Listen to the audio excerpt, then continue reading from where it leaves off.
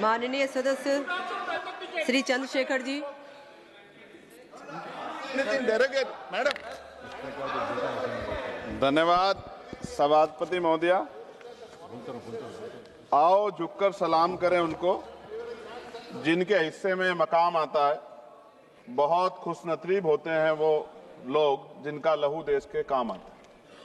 मैं सबसे पहले ऑपरेशन सिंदूर में जो हमारे देश की सेना है उसने जो पराक्रम दिखाया, शौर्य दिखाया, उसके लिए उनको सैल्यूट करता हूं, जय भीम करता हूं। और पहलगाम हमले में जो निर्दोष हमारे नागरिक शहीद हुए या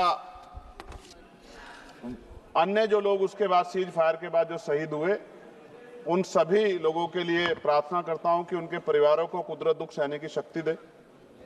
महोदया, मेरे कुछ सवाल हैं सरकार से। क्या सरकार यह स्पष्ट कर सकती है कि आतंकियों को भारत क्षेत्र में प्रवेश और पहलगाम जैसे पर्यटन स्थल पर पहुंचने में किसने मदद की? क्या सुरक्षा एजेंसियों को इस हमले की पहले से कोई खुफिया इनपुट प्राप्त हुए थे? यदि हां तो उन पर क्या कार्रवाई हुई? पहलगाम हमले में शहीद हुए नागरिकों और स्थानीय ड्राइवर माजिद खान के परिजनों को सरकार द्वारा क्या मुआवजा और सहायता दिया गई? क्या सरकार पर्यटकों की सुरक्षा सुनिश्चित करने के लिए विशेष स्टैंडर्ड ऑपरेटिंग प्रोसीजर लागू कर रही है?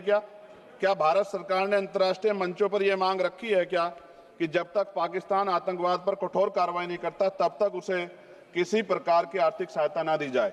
ऑपरेशन सिंदूर के बाद जब पाकिस्तान ने जवाबी हमले किए और 21 भारतीय नागरिक शहीद हुए, यहां तक कि हमारे गुरुद्वारों को भी निशाना बनाया गया, तब सरकार ने सीज फायर की अनुमति क्यों दी? क्या यह भारत की कूटनीति कमजोर नहीं दर्शाता? सभापति महोदया, मुजफ्फरनगर में हमारे जिला सचिव हैं भाई कामिल, उनके परिवार के 2 बच्चे भी इस हमले में शहीद हुए थे।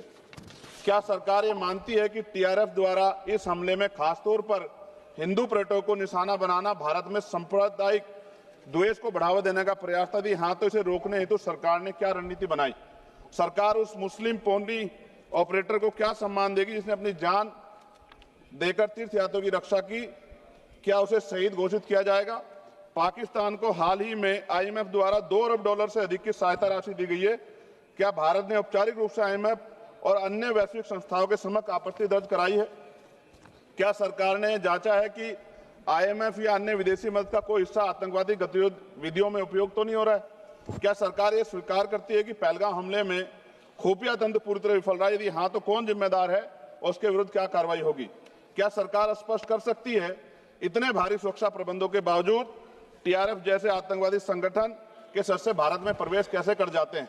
क्या सरकार ये बताएगी पहलगाम जैसे संवेदनशील क्षेत्र में सुरक्षा समीक्षा अंतिम बार कब की गई थी और उसमें क्या कमियां चिन्हित की गई थी? प्रधानमंत्री जी ने इस हमले के बाद पहलगाम का दौरा क्यों नहीं किया जबकि देश भर में भावनात्मक उबाल था? क्या सरकार ने शहीद हुए नागरिकों के परिजनों को आर्थिक मदद व स्थायी सहायता प्रदान की? यदि हाँ तो उसका विवरण सदन में प्रस्तुत करें। महोदया, सरकार के लोग सेना के सम्मान की बात करते हैं। इस घटना के बाद सेना के जवान अमरनाथ यात्रा की ड्यूटी पर जा रहे थे, ऐसी रेल दी गई उनको जिसकी हालत बड़ी खराब थी। सेना के जवानों ने मना कर दिया कि हम इस रेल में नहीं बैठेंगे। 4 दिन बाद बदलनी पड़ी। और सरकार के नेताओं की भाषा देखिए, कर्नल सोफिया कुरैशी के बारे में किस तरह के शब्द यूज किए गए, इन पे भी हमें चिंता करनी चाहिए।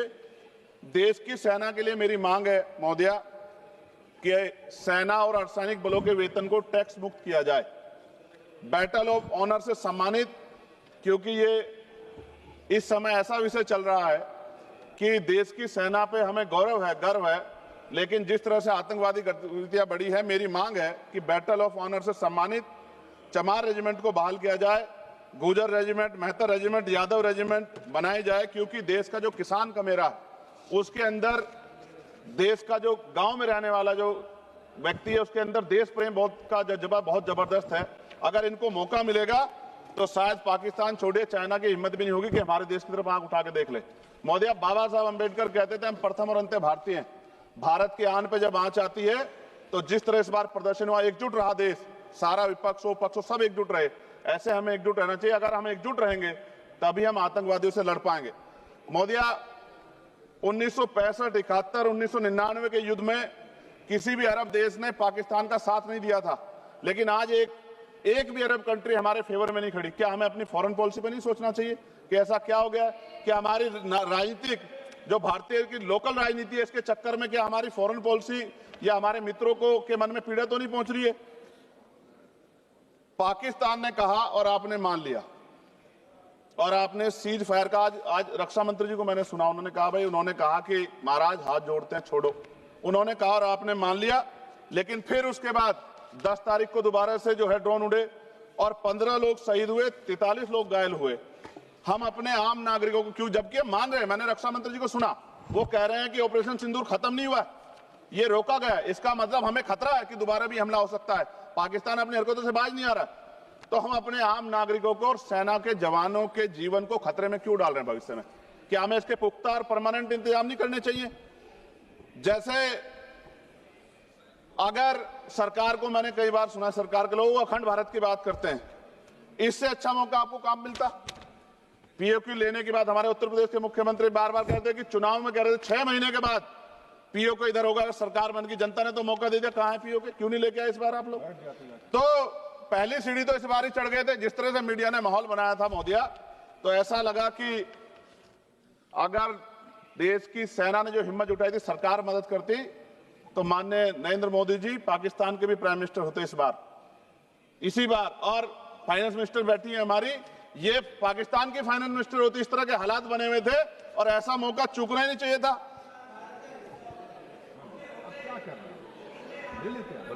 ले लेते, इससे अच्छा मौका किसे कैसे मिलता? पूरा देश एकजुट था। मोदी, मैं खत्म करूंगा, पूरा देश एकजुट था, इससे अच्छा मौका कहां था? लेकिन अब अमेरिका में बैठ के कोई देश के फैसले कर ले तो देश की गरिमा पे, संप्रभुता पे बहुत बड़ा हमला है। इसको हमें समझना चाहिए, हमें समझना चाहिए किसी की हैसियत नहीं है। भारत दुनिया में इकलौता ऐसा देश है जिसका कोई मुकाबला नहीं कर सकता है। यहाँ का 140 करोड़ देशवासी एकजुट खड़ा है और सबको जवाब दे सकता है। मोदी, आज खत्म करते हुए कहूंगा, अमरनाथ की यात्रा आ रही है अगस्त के फर्स्ट वीक में, चल भी रही है, नहीं चल रही। अनुराग भाई, आपको बोलने का मौका नहीं दिया, आप ये नाराजगी मेरे ऊपर मत उतारो। आप लड़ो ना उनसे, आप लड़ो चेयर से, मुझे काहे को करना। खत्म हो रही है अमरनाथ की यात्रा, खत्म होने वाली, सुरक्षा के पुख्ता इंतजाम होने चाहिए और दोबारा ऐसी कोई घटना ना हो। लेकिन अंत में महोदय मैं कहूंगा, आम लोगों की जान भी गई, क्या सरकार ने उन परिवारों को मुआवजा दिया है? क्या उनके जीवन का कोई मूल्य नहीं? जिन्होंने अपने परिवार खोए, जिन्होंने अपना घर का बेटा, पति, घर का कमाने वाला खो दिया, उनका भी तो अधिकार बैठता है। सरकार ने क्या मुआवजा दिया, इस बात की जानकारी भी सरकार को पटल पर रखनी चाहिए, सामने रखनी चाहिए। और अंत में मैं धन्यवाद दूंगा भारतीय सेना को और भारत के का जो प्यार है कि पाकिस्तान और आतंकवादियों के भरसक प्रयास था कि यहां सांप्रदायिकता का माहौल बन जाए, लेकिन देशवासियों ने समझदारी दिखाई। और कश्मीरियों को भी मैं बहुत धन्यवाद देता हूं कि उन्होंने कोशिश की कि किसी भी तरह से कश्मीर के ऊपर जो ये इतना बड़ा इल्जाम लगा है, ये इल्जाम में कश्मीरी शामिल ना हो और ऐसे आतंकवादियों पर सख्त कार्रवाई। पता लगा है कि महादेव, ऑपरेशन महादेव हुआ है और यही पता लगा कि वो तीनों आतंकवादी मारे गए हैं। लेकिन मैंने अखबार में ये भी पढ़ा था कि वो जो मुख्य आरोपी था कुछ दिन पहले पाकिस्तान में था। कोई पिकनिक चल रही है कि उधर भी चले जाते, इधर भी आ जाते? क्या है बॉर्डर पे ऐसा? ये बताना चाहिए ना देश को। मैं आपका धन्यवाद करूंगा और भारत की महान सेना को मैं बधाई देता हूं, उनके लिए मंगल कामना करता हूं। जय भीम, जय भारत। महोदय धन्यवाद। माननीय सदस्य श्री एन के प्रेम